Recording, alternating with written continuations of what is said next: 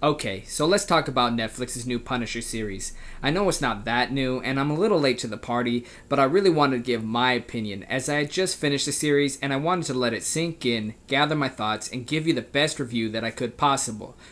Now, this video is just going to be an overview of my thoughts and opinions of the show, and I'm going to try to keep it as spoiler free as possible, but just a fair warning, there will be some light spoilers. I'd seen some reviews online for the show, and they were all positive, zero criticism about the show, and I did find some flaws, some things that I didn't like, and some things that I did like, so let's just get into it. Now, the Punisher was introduced in the second season of Daredevil, and right away I could tell they were going in a different direction for the Punisher. They were making him more unstable, with some obvious PTSD from his time at war. We see this even more in his solo series. In previous renditions of the character, most notably Tom Jane's portrayal in the 2004 Punisher movie, he's been very stoic, very focused, and not such a loose cannon, as he is in the show. And I'm going to get into the good and bad of this character choice. Now, I prefer Tom Jane's approach to the character, quiet, reserved, and plotting his revenge, or rather punishment against those who wronged him. And even Ray Stevenson's performance in the 2008 Punisher Warzone was similar in this aspect, though I disliked that movie a lot. It goes to show how cold and calculated the character really is. Now, Jon Bernthal's version of Frank Castle is just boiling with rage most of the time. It's almost as if they plucked Shane from The Walking Dead and put a skull on his chest. And I have to say the performance is very reminiscent of Shane. On the other side of that same coin, it is refreshing to see a new spin on the character, and that the actor and writers made a specific choice that separates them from previous versions. To their credit, there is a series in the comics that closely resembles the Frank that we see in the show, and they may have even gotten inspiration from those comics. I believe it's called Punisher Max, and there's a great video detailing that by a YouTuber named Comics Explain. I'll link his video in the description below because he makes really great content and I enjoy his videos. Okay, so just moving forward here, the series picks up about a year after the events of the second season of Daredevil, and it starts off with a few scenes of the Punisher killing some gang members and some cartel that he believes were involved with his family's murders, and that's about it.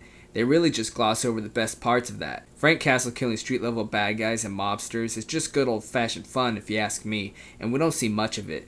We do see him in the same episode later kill some affiliates of the Nushi gang, and it was a nice nod to the comics, but it was mostly in the dark and we don't see much. You could tell that Frank was already rattled from his time at war overseas, and that the death of his family might not have necessarily been the only thing that could have pushed him to the point of becoming the Punisher. What'd you say, you piece of shit?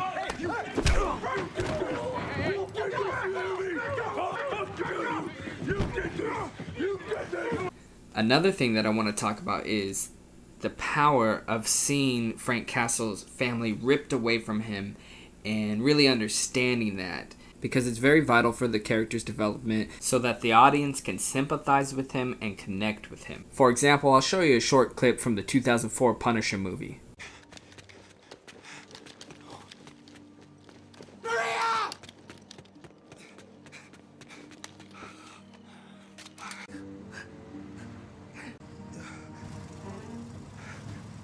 In Tom Jane's movie, we see his whole family massacred. Like his whole family. Mom, dad, uncles, cousins, along with his wife and son. At least 30 people. And that really makes the character's pain tangible, so you understand it and connect with it. And we're with him throughout that entire setup. In the show, we get this reoccurring nightmare that Frank keeps getting about his wife being shot in the head. It was a little bit confusing because I thought his family had been killed in the park like in the comics. And apparently they actually were, because later we find out that the dream sequence has nothing to do with the way that his family was killed, and it's really not as powerful. As I mentioned before, you don't get much on the mob in the show, which is a big part of who the Punisher is, and what he does is killing gangsters. And his family's murders don't stem from witnessing a murder, it stems from his time overseas. It gets really political, and I found most of this boring. I just want to see the Punisher kill bad guys, not military and government corruption.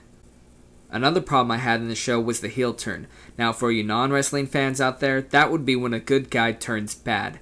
I mean, it was blatantly obvious, and I saw it coming from a mile away. Maybe not everyone did, but the worst part about this character turning heel is they kept his name from the comics, and they radically changed him otherwise.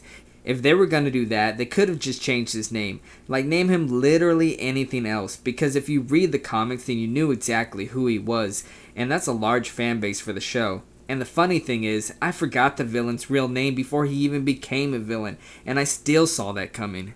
They also introduce a character in the show who acts as a sidekick to the Punisher, and I'm not super fond of him in the comics, but I did like him in the show. He has a family, and he's in hiding after being presumed dead. I loved how they used his family to play off of Frank's emotions, because he has a wife and a daughter and a son, and so did Frank, and their children are even similar ages.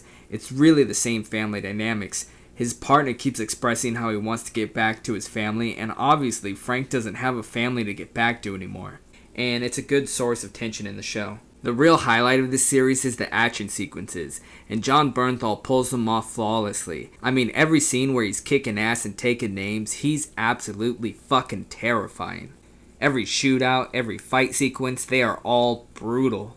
Now, in the beginning of the video, I mentioned that I prefer a more stoic Punisher, but I really don't mind that they took it in this direction. I think it really works for Jon Bernthal, and while he can play other character types, he really nails this one specific alpha male type role. I think the best word to describe his portrayal of the Punisher would be explosive. Jon Bernthal does what he does best. He's intense, he looks mean, and you really buy him as a badass that you wouldn't want to mess with. He shows off his acting chops and physicality in this role, and he really looks like Frank Castle, and he definitely looks like the Punisher. One thing that this show did that I did appreciate was that they didn't leave you on some stupid cliffhanger for the second season. I'm looking at you, Walking Dead. They wrapped up everything they needed to wrap up, and if they never made a second season, they wouldn't need to. But at the same time, they left you with enough interest and enough plot points set up to proceed with the second season. So at the end of the day, I have to admit, I really did have fun with it.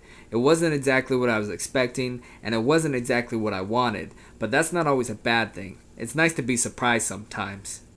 So like all my other future videos, this series receives a grade, and the final grade for the Punisher series is a B-. It wasn't perfect, but it was pretty damn good. Alright, tell me what you guys think in the comments down below. Am I way off? Did you hate it? Did you love it? Do you want to see more?